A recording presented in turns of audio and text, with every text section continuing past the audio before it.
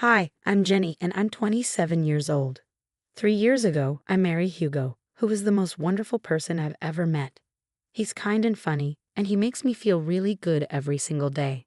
But there's a bit of a snag. His mom, Maria, isn't exactly my biggest fan.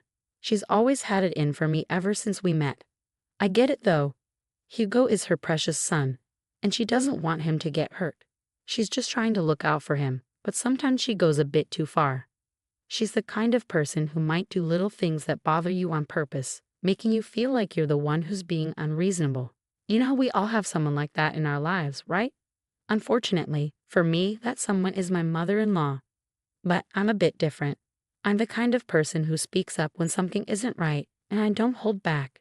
I think that's why Hugo likes me. He's more quiet and gentle, and they say opposites attract, don't they? I've studied a bit of psychology, so I can tell when someone has not so nice intentions. I think our strong personalities clash, which might be why she said something not so nice the first time we met. Jenny, shouldn't you cut down on your food? Everyone at the table fell silent, shocked by the unexpected comment. I felt deeply embarrassed, my face turning pale with humiliation. The table included me, my boyfriend Hugo, my father-in-law Kyle, and Maria, Hugo's mother. Kyle seemed too taken aback to say anything, lowering his head in solidarity with my embarrassment. Hugo, feeling a mix of embarrassment and anger, promptly scolded his mother. Mom, seriously. That's a terrible thing to say. Jenny can eat whatever she likes. Oh, honey, I didn't mean to upset you. I just want what's best for you, you know. I've noticed you've gained some weight. Hugo showed me your old photos, and you looked so much better back then. I mean, not that you don't look good now, but I'm just trying to help.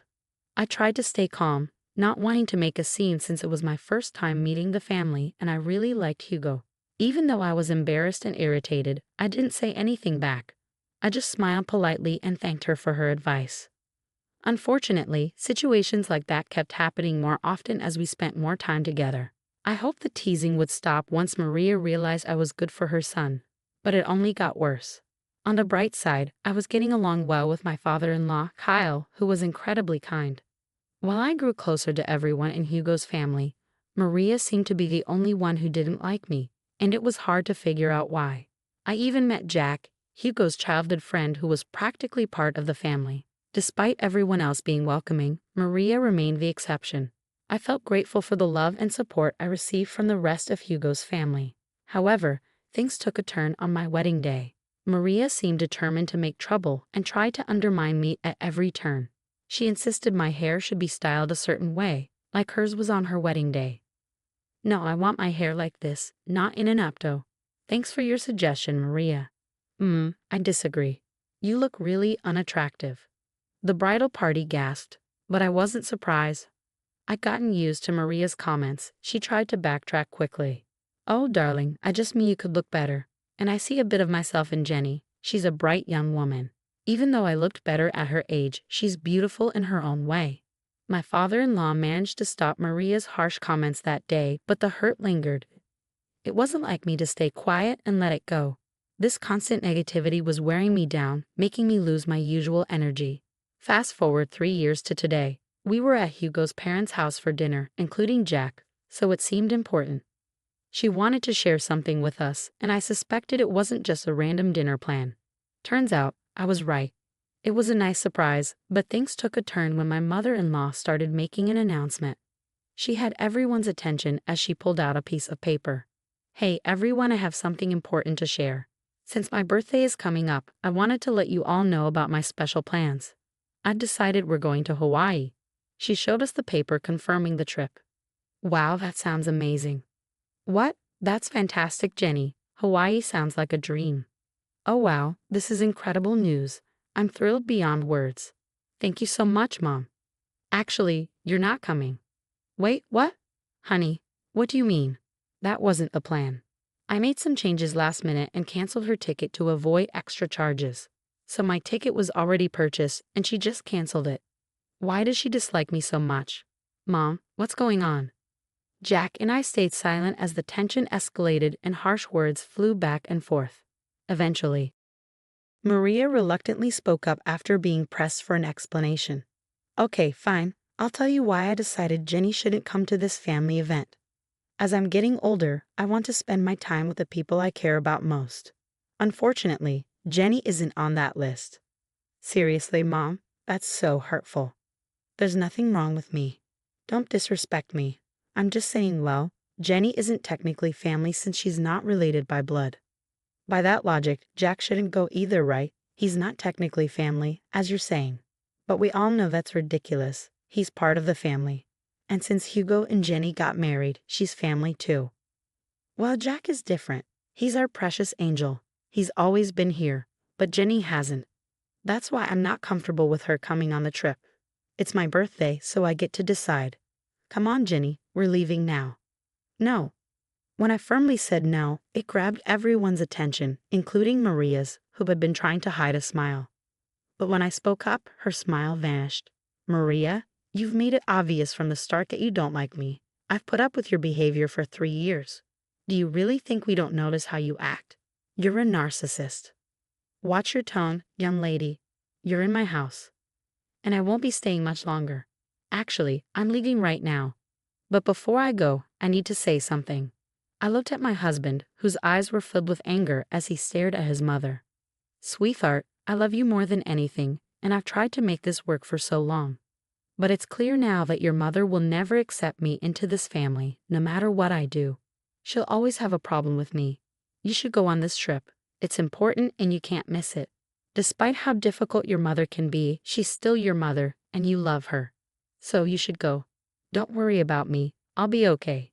Then I turned to my mother-in-law, whose mouth hung open in shock at my words. And as for you, I'm sorry to say, but I love your son, and I'm not going anywhere. You might try to push me away, but I'll always be here. Even when you're in Hawaii, you'll still be thinking about me because, let's be real, I think you're obsessed with me. How dare you? I should slap you right now. I'm not finished. You are obsessed with me. You're obsessed with tearing me down. And I can't understand why when I've only shown you kindness and patience, even when you didn't deserve it. But enough is enough.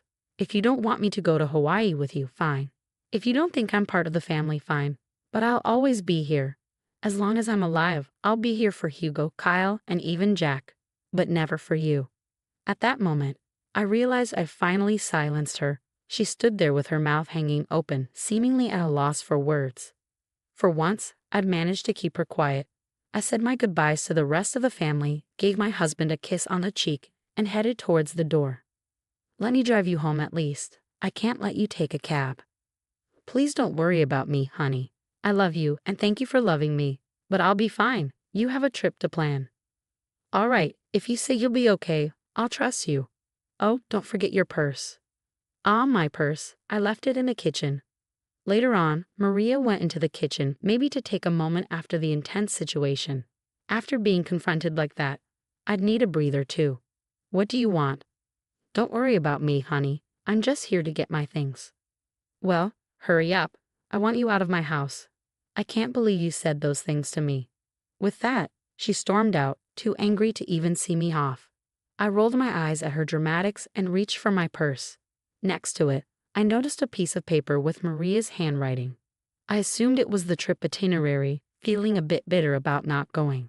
Curiosity got the better of me, so I grabbed it and started reading. Dear Jack, you've always been like a son to me, and I love you dearly. Oh, it's a letter to Jack. That's a bit unexpected, but I suppose it's nice. As I continued reading, my curiosity got the best of me.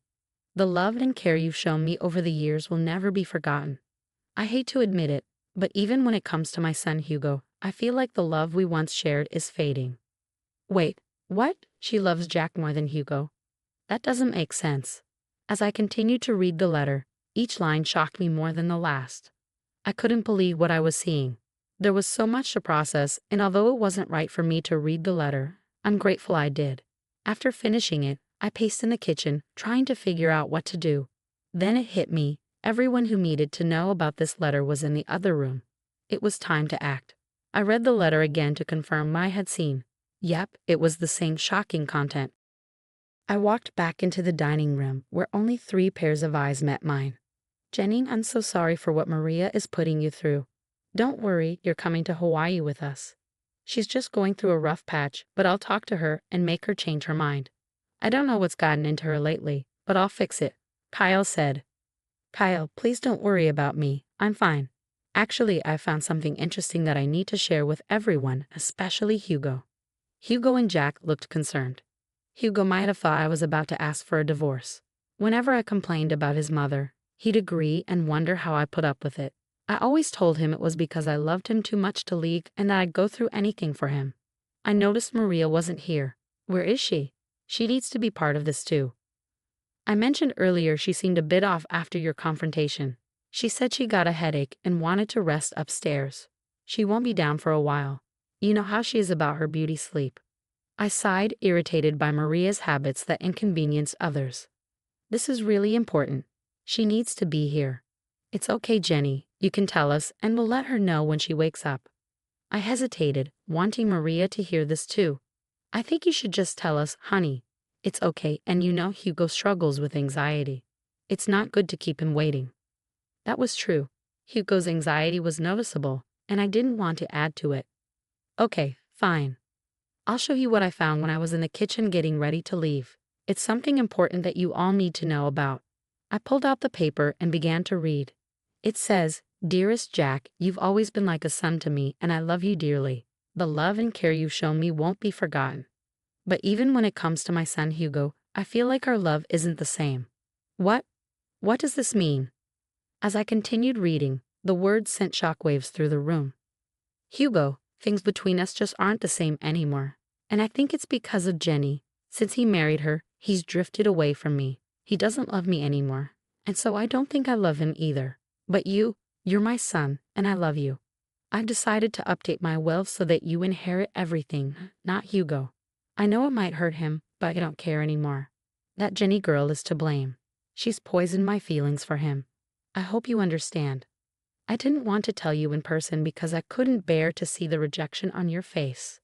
I know you love Hugo like a brother, and you might not approve, but I don't care. Everything, the money, the house, the cars, even my businesses, they're all yours. If you want to talk about it more, call me. I love you forever, your second mom.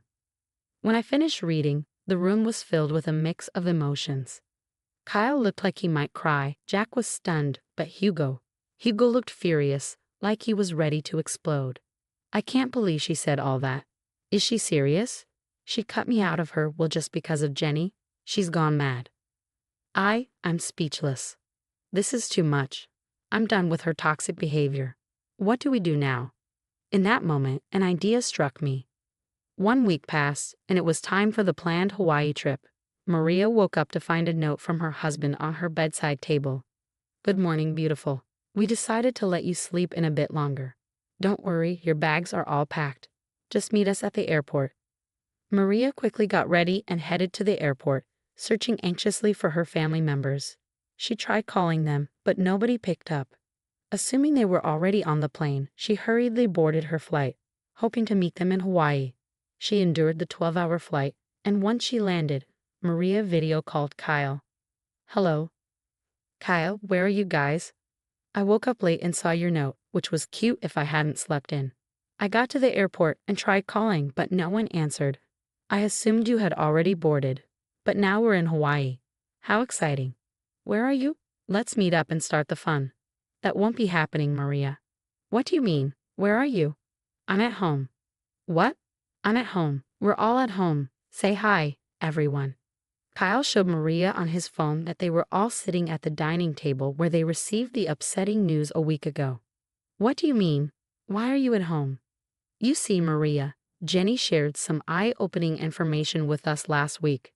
Since then, we decided we'd rather spend our time in Florida with her than anywhere else with you." Maria gasped. "You think I wouldn't find out?" "Find out what, dear?" "Oh, don't try to sweet-talk me. You were really planning to cut me out of the will, Mom."